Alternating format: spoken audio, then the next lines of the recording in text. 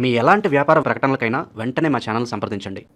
నమస్తే. ఈరోజు మన స్టూడియోలో ప్రముఖ ఆధ్యాత్మికవేత్త, ఆస్ట్రాలజర్, దత్తాత్రేయ గణపతోపాసకులు మురళీధర్ శర్మ గారు ఉన్నారు. సో గురువుగారితో మాట్లాడతాం. నమస్కారం గురుగారు. మహాదేవ శ్రీమాత్రే నమః. అక్టోబర్ మాసం విశేషంగా వృశ్చిక రాశి వారికి ఎలాంటి పరిస్థితులు ఎదురయ్యే అవకాశాలు కనిపిస్తున్నాయి? ప్రజెంట్ వీళ్ళ టైం ఎలా నడుస్తుంది? ఎలాంటి జాగ్రత్తలు తీసుకోవాలి? విజయదశమి కావచ్చు, దీపావళి కావచ్చు, ఎలా వినియోగించుకుంటే బాగుంటుంది వీళ్ళు? వృశ్చిక రాశి అనగానే నాకు నిజంగా బాధ కలిగించేటువంటి సంఘటనలు. లాస్ట్ ఒక 50 కాల్స్లో ఒక 25 కాల్స్ కూడా నేను వృశ్చిక రాశి మాట్లాడడం జరిగింది. ఏదో రకంగా అయితే పేరు రీత్యా లేదా గోచార రీత్యా వృశ్చిక రాశికి కనెక్ట్ అయితే అవుతున్నారు, లేదా వీరికి నడిచే అంతర్దశలలో భాగంగా కొన్ని స్థానాలలో ఈ వృశ్చిక రాశి వారియే బాగా ఉన్నవి ఇబ్బందులు. బాగా బాధ అవుతుంది. 12 రాశులలో కూడా తులారాశి, వృశ్చిక రాశి. తులారాశి వారికి ఏంది అంటే ఏదో తెలియని వెలితి, మానసిక సమస్యలు. ఈ మనకు వృశ్చిక రాశి వారికి ఏంది అంటే మ్యారిటికల్ లైఫ్ కావచ్చును, డబ్బు సమస్యలు కావచ్చును. అధికంగా ఎవరికో ఇచ్చినాము డబ్బులు అనేటువంటిది, ల్యాండ్ రిలేటెడ్ కానీ డబ్బు సమస్యలు కానీ ఇవే అధికంగా ఉన్నవి. కనుక కొంతమేర వృశ్చిక రాశి వారు, ఈ బాహుబలిలో ఒక డైలాగ్ ఉంటుంది, మన ఊపిరి పీల్చుకో అనేటువంటిది డైలాగ్, రాబోతున్నాడు నా కొడుకు అనేటువంటిది అనుష్క చెప్తుంది. అదేవిధంగా వీరికి ఒక గుడ్ న్యూస్ చెప్పదలుచుకున్నాను ఇటు మన ఈ యొక్క వీడియో ద్వారా అనేటువంటి విషయాన్ని గమనించుకోండి. 100కు 100% కూడా ఈ అక్టోబర్ నెల నుండి మీకు మంచి జరగబోతూ ఉన్నది. అది ఎలాంటి మంచి అంటే ఆల్ ఆఫ్ సడన్గా ఒక 100 కోట్లైనా రావచ్చు, 50 కోట్లు రావచ్చు, ₹1,00,00,000 రావచ్చు. ఎలాంటి వాళ్ళకి ఇది వర్తించదు అంటారు? చెప్తాను. ఎలాంటి వాళ్ళకు వర్తించదు అంటే, ఒకవేళ వీరి వ్యవహారిక నామము నరేషు లేదా మరొకటి అనుకుందాం, జన్మనామము నా అక్షరంతో మొదలయ్యి లేదా యాక్షరంతో మొదలవ్వడం, ఇలాంటి సందర్భాల్లో ఒక సందర్భంలో ఇప్పుడు అంటే గడిచిన రోజులు చూసుకుంటే ఒకానొక సందర్భంలో సూసైడ్ అటెంప్ట్ చేసేటువంటి ఆలోచనలు కూడా వీరికి వస్తాయి. కనుక రాబోయే రోజులలో ఛాలెంజెస్ చెప్తున్నా, ఓపెన్ ఛాలెంజ్, వృశ్చిక రాశి వారు ఎవరైతే ఉన్నారో నా, నీ, నూనె అక్షరాలతో మొదలైనటువంటి మీ పేర్లు, వ్యవహారిక నామము కూడా ఇదే, లేదా మీ జన్మనామము నా, నీ, నూనె అనుకుందాం, మీకు మన వ్యవహారిక నామం నరేషు, నాగేషు, జ్యోతి అనుకుందాం, నమిత అనుకుందాం, నమ్రత అనుకుందాం. రాబోయే రోజులలో జాతకం లేదు అనుకుందాం, విజయం మీదే. ఇక ఇది తిరుగులేదు. డబ్బు సమస్యన, డాక్యుమెంట్స్ సమస్యన, ఆరోగ్య సమస్యన, లేదా ఏమైనా శత్రు బాధన, లేదా ఇలాంటి సమస్యలున్నా కూడా వీరికి చాలా అద్భుతమైనటువంటి ఫలితాలు గోచరిస్తూ ఉన్నవి. సర్వము కూడా వీరికి అనుకూలంగా మారబోతూ ఉన్నది. ప్రతిదీ వీరికి అత్యంత అద్భుతమైనటువంటి మార్పును తెచ్చిపెట్టబోతూ ఉన్నది. కనుక మీరు ఈ సెప్టెంబర్ నెలలో రాబోయే దసరా, దేవీ శరన్నవరాత్రి ఉత్సవాలు మీకు ఇక చివరి రెమెడీ ఇది. అక్టోబర్ నుండి ఇక 21, 22 ఏదో ఉంది దీపావళి, అదొకటి.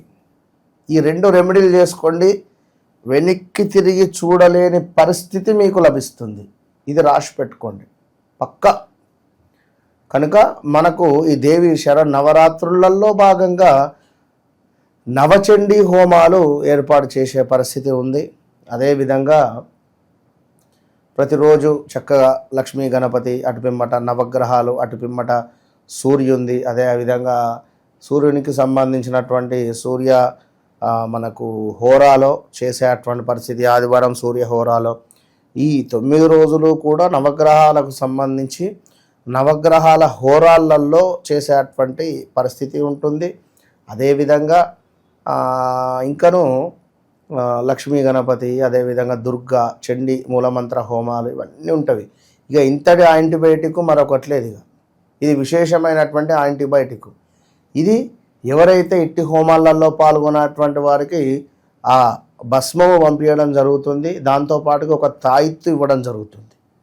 ఇవి రెండూ ధరించినటువంటి వారికి విశేషమైనటువంటి ఫలితము 41 రోజులలో లభిస్తుంది. ఇది గమనించుకోండి.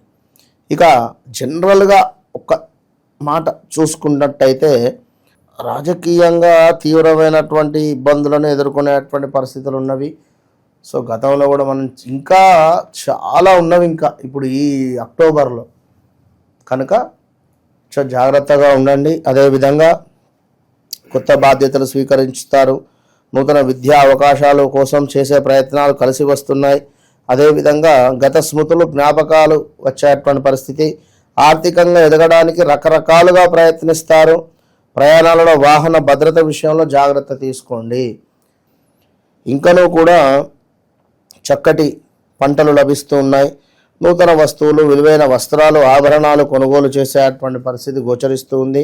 అదేవిధంగా శుభకార్యాల నిమిత్తం కొంత ఆలోచించేటువంటి పరిస్థితులు ఉన్నవి. అదేవిధంగా ఊహించని స్థాయిలో ఫలితాలు ఉండబోతున్నాయి.